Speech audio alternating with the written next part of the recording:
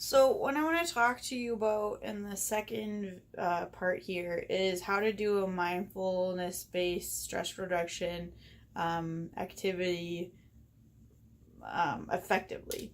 And to say, like, effectively isn't like, oh, like you did a good job or a bad job. It's not really anything like that.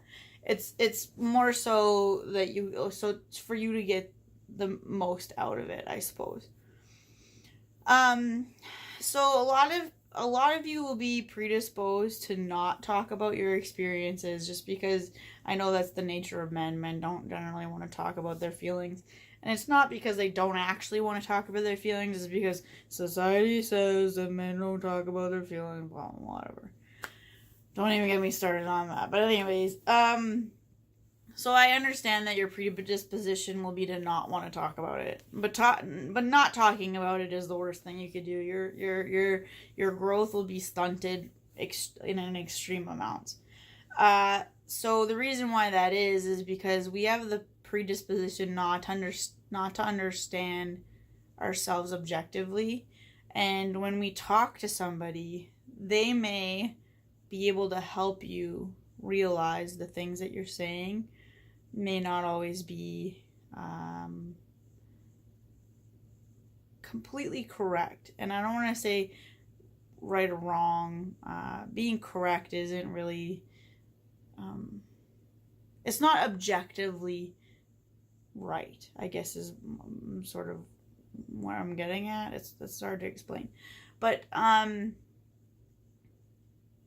so,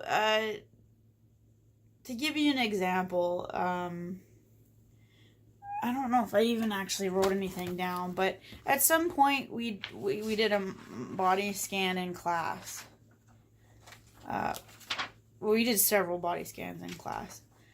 No, I don't think I did write it down. But after a body scan, what we would normally do is go around the room, and there's about 10 of us, and we go around the room and talked about what we noticed with each other. So, a few times, I would notice, for example, the first time we did it, I noticed that I didn't pay attention most of the time the body scan was going on. And so if you haven't listened to it, what the body scan is it tells you to just think about the tips of your fingers, and then you think about that and pay attention to that, and then they tell you to move to this part or to this part. So they guide you what you're supposed to think about at what time. Now that doesn't sound that interesting. It's really fucking boring, to be honest with you. But that's not the point. The point is that you need to experience what is going on right here sometimes. And often we don't think about what is going on in an individual places in our body until something's wrong. Like, for example, you hurt your knee. You feel it when it's hurting, but do you feel your knee any other time? No. Nobody thinks about their knee. Nobody thinks about their hands. Nobody thinks about their face. Nobody thinks about their ears. You know what I mean? You think about your face looking good, but do you think about how much what this feels like? Do you notice what this feels like? Do you know what I mean? So I noticed that I didn't pay attention very much. And I noticed when I was paying attention, I wasn't inside myself. I was outside of myself, thinking about someone else noticing those things about me. So I still wasn't inside myself. So the second time we did it, that day, after we had that conversation, so I noticed that I wasn't following the instructions correctly. And again, that's a judgment. Correct and incorrect is a judgment. But in this sense, it is a fair judgment because I wasn't following. I didn't know yet. So, upon doing it correctly, I did have a different, it was different. I had a different response to it. So, going another couple days, maybe a week later, I noticed that when we were talking specifically about breathing, you're supposed to notice, like, your breath as it is. Like, just Like right now I'm forcing my breath, but like anyways, like just breathing. To notice that. To notice how you're breathing when you're breathing. I noticed that I would get anxiety. I got a lot of anxiety. And not like a lot of anxiety. So much so that I didn't know if I could continue. And that's not something I expected. I want people to think of meditation to be relaxing, but that isn't always the case. So talking around the room, somebody else also had that response, and if we weren't talking, then we wouldn't know that that is a normal response. However, we also wouldn't know why we have that response. Often we have that response because there is no stimulus and our brain is still working, saying, why are you resting? Keep going. But in doing mindfulness exercises, I know now that noticing that I have anxiety helps me get rid of anxiety. So now if I have that moment where I'm having anxiety, I think to myself, you were having anxiety. Keep breathing, and like it's okay. And that's all you have to think. It's not like, hurry, get rid of the anxiety, people will notice, etc. It's not about that. It's, you have anxiety. It's okay. And then it goes away. And perhaps that sounds stupid to you, because it kind of is stupid, to be honest with you, when you really think about it hard enough. But that's part of the problem, is that we think about things, but we don't experience it. So when you experience it fully, then you respond to it fully, more quickly. You don't save it. It's like kind of like if you save a sandwich. Like you eat half a sandwich, you save the sandwich. That sandwich is going to slowly rot. And you might still keep it. It'll keep smelling, but you might still keep it. And like sometimes you just won't notice it until a week later. And don't ask me why I picked a sandwich, but this is seemed like a really reasonable example. But so you go into your lunch kit and finally you realize that sandwich has been there. And you're like, oh, don't pay attention to the sandwich, just throw the sandwich out. But now it's in your garbage, and now it's reeking in your garbage. So until you actually take that sandwich and be like, holy fuck, I let this sandwich fester in here, and then notice why you let it fester. Okay, I forgot. It's okay. It's only a sandwich. It's not that big of a deal. And then you throw it out. Then you don't carry the sandwich around with you the rest of your life. And it's like, and realistically, some of us do carry the sandwich around the rest of the life. Why did I waste that thing? Why did I do this? Why didn't I throw it out a week ago? You're so stupid, etc. Those things that you say to yourself, they don't go away. Like, you think that they go away because you stop saying them, but that's not the case. They stay. And that's the case with all this stuff. And so in terms of these things and penises, for example, like these emotions that we have, not that I can speak, oh, that didn't make it better, not that I can speak for you guys with penises, because I don't have a penis, but well, I'm going to speak for you guys with penises. I'm going to speak in your point of view. So, actually,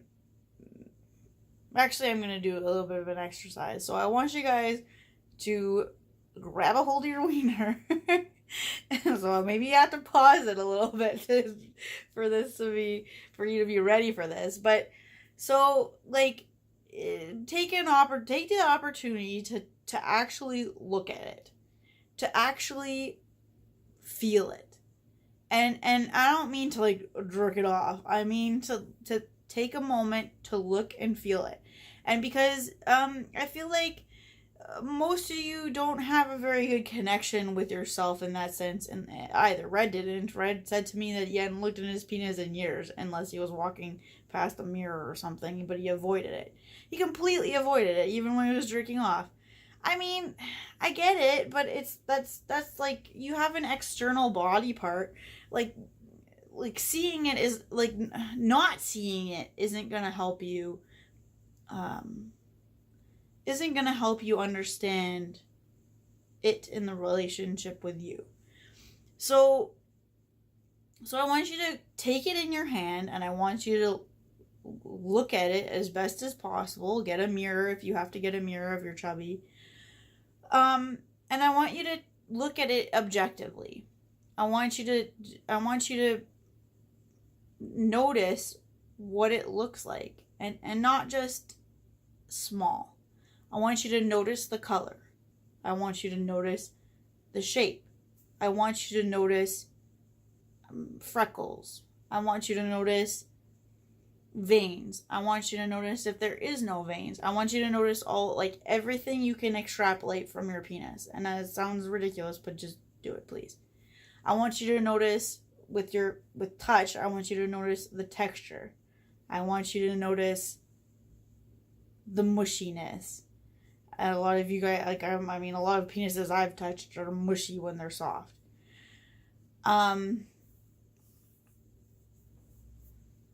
Okay, it's still going. I'm running out of power. I want you to notice,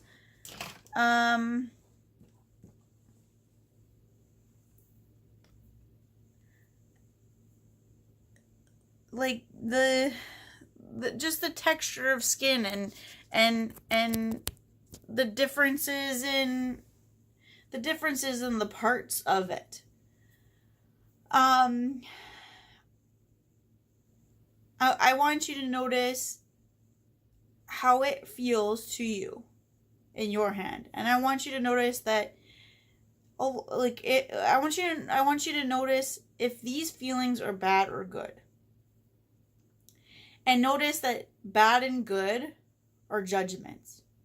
These are judgments that you are making about yourself right now, and I want you to notice that if, for someone like me, that prefers guys that are smaller, I want you to notice that what I think might not be what you think. And I want you to notice that that is important. And I also want you to notice that maybe if your opinion is poor of it, that is your choice inside of you, and I want you to do that in a kind way. It's not to shame you for not liking yourself. It's, if you don't like yourself, that's okay right now. It's not okay to stay that way, but it is okay if you feel that way right now. And in time, you will feel better. It will still be difficult, but you will feel better. And the reason I say that is, I don't want to share all of Red's stories, but there's been a few moments where Red has expressed his disdain for a lot of the things that he thinks are feminine in himself. And interestingly, a lot of the things that he doesn't like about himself are things that I do like about him.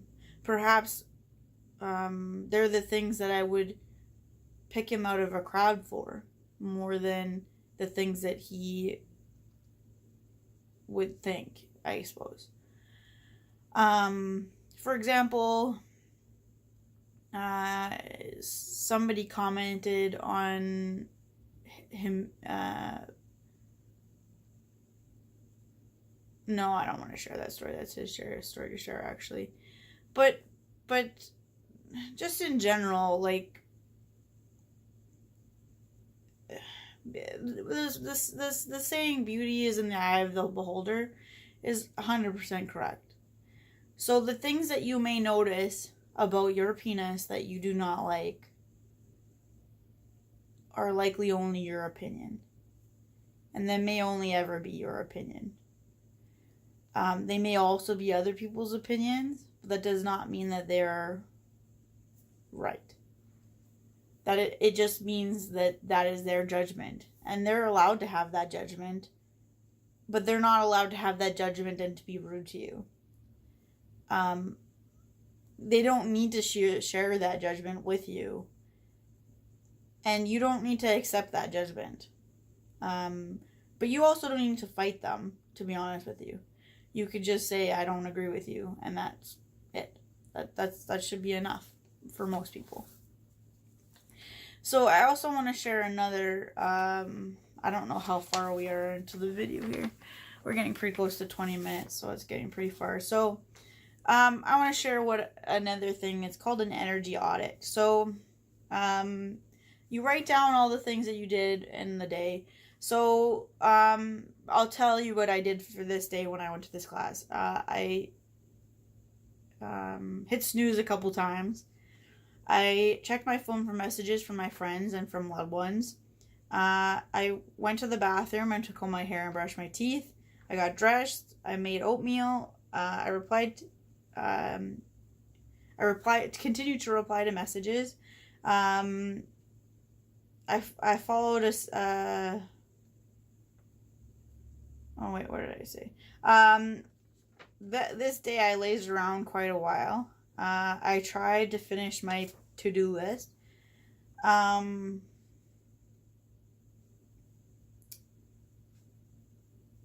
avoided my to-do list, doing art or making a new project. I made myself get exercise at the gym. I drove home and I stayed up too late eating munchies, and I cleaned up at 1 a.m. So what I did with this, I skipped a little bit because I didn't really understand the instructions at the time. I did what I would have done if I was at work. But it's still good. But so what you do is you go through the list and go and say what was nurturing and what was depleting. So for me, nurturing and depleting was checking my phone for messages from friends and loved ones. Because as much as those messages are nurturing, sometimes they are depleting because I am looking for messages sometimes when there are none. So that part can be depleting. If there are none, then it's depleting. Another one that was nurturing was going to the washroom, combing my hair, and brushing my teeth. Those things make me feel good about myself. And also I have to pee sometimes, so that's something you gotta do. Depleting was getting dressed. I hate getting dressed. I hate finding clothes. It gets stressful. I don't like it. So I don't like it, and it makes me feel depleted. So it was depleting. Nurturing was making oatmeal. To me, it was good. As a judgment, good. Replying to messages, continuing to reply, that to me was nurturing because I knew I had messages to reply to. Lazing around the house quite a while. That one I put as nurturing and depleting because I don't necessarily know. Sometimes I may need to laze around, but sometimes that's not helpful. Maybe I did too much of lazing around and it became depleting. So trying to finish my to-do list, that to me is depleting often because I don't like to finish things that I start because it makes me have to deal with the outcomes of finishing. Often I have to face the reality that sometimes I finish it and I don't like it. And it doesn't live up to my own expectations, and that is frustrating to me. So to me, that's depleting. Nurturing and depleting is to avoid the to-do list by doing art or a new project. It's depleting because I start a new project and I still may not finish that project either. But it's nurturing because I get to start something new. And it's also cathartic in some ways. So also nurturing and depleting, making myself get exercise at the gym. That is nurturing in the sense where I know it's good for my body, but often it's not good for my brain because I get very stressed out by getting exercise. It makes me, I have really high expectations of myself, and often getting exercise I'm too hard on myself, and it becomes depleting because I'm I push myself too much. So that's good to notice. Nurturing is the drive home was very nurturing. I like driving. I like being in my car. I like listening to music. And it makes me feel good. Depleting, staying up too late, eating munchies, also depleting. Cleaning up at 1 a.m. That one was nurturing and depleting because I find I enjoy it more when I'm up late, but it's depleting because I'm up late. So it's good to do these because you can gather a lot of information. Like for me, when I started doing this, when they told us what to do, I assumed that everything was going to be depleting. And I was like, I don't want to do this. And often, like once I looked at it, I noticed that a lot of things weren't all that depleting. Some of them were, and it's good to notice because now I can do something about it if I choose to. If I don't choose to, that's okay. So when you're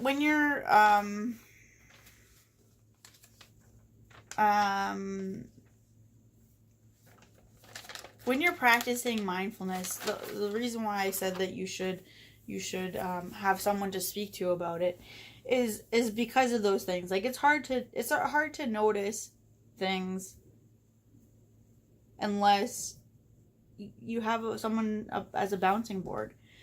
And if that's me, that's great. If you want to post it in this post, go ahead. I'm more than happy to do that. And we could speak on that. And it doesn't have to be about your penis alone. Your penis is definitely something that is affected by this. But it isn't the only thing that affects your sexual health. Like it's your penis and how it functions is often a lot up here. And that's okay if you don't want to post it here. I would be encouraging to join the Discord because I feel it's easier to have a conversation when you know everyone there is supportive, which they are, and that's it's not to be tolerated not to be supportive in that space. So I would encourage anyone that would like to work on this more so to join Discord and we could move ahead, because it is very supportive, and it's definitely a learning environment. Everyone's learning and growing, and especially for women as well. If you're interested, I would love for you to show up as well.